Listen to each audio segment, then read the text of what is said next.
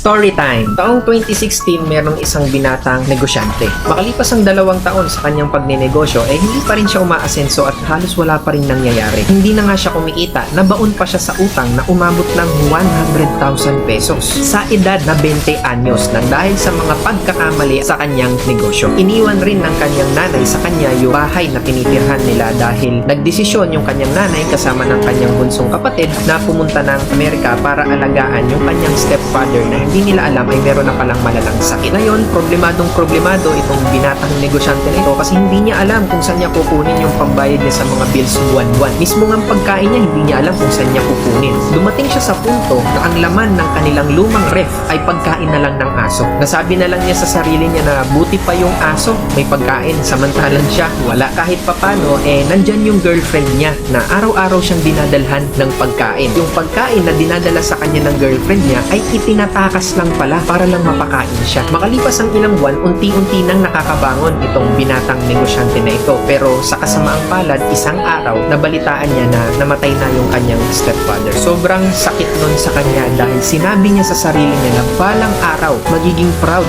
ang kanyang stepfather sa kanya dahil successful na siya, pero hindi na pala yun mangyayari. Wala siyang nagawa kundi umiyak lang maghapon.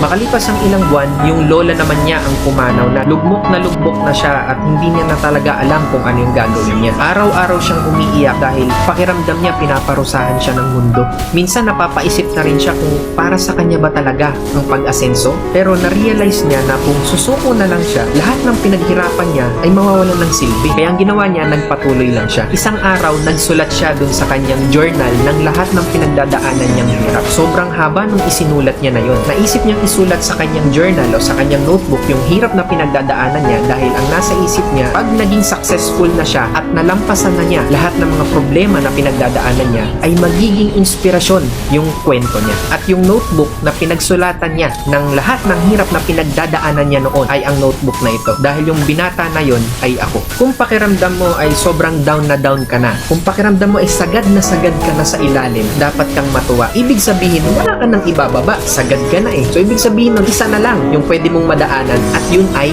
pataas. At habang nasa ilalim ka, palagi mong tatandaan na marami kang mahuhukay na ginto at diamante sa ilalim na yan. Ang mga ginto at diamante na tinutukoy ko ay yung mga lessons, yung mga experience na makukuha mo, priceless. Kapag nalampasan mo na yung pinagdadaanan mo at isinare mo sa ibang tao kung papaano ka nakalampas dyan, nakakatulong ka pa sa iba. Nagsisilbi kang inspirasyon sa ibang tao. Palagi mong tatandaan hanggat hindi ka pa tumitigil, hindi ka pa natatalo. Kaya tuloy-tuloy ka lang. Naniniwala ako malalampasan mo rin yan.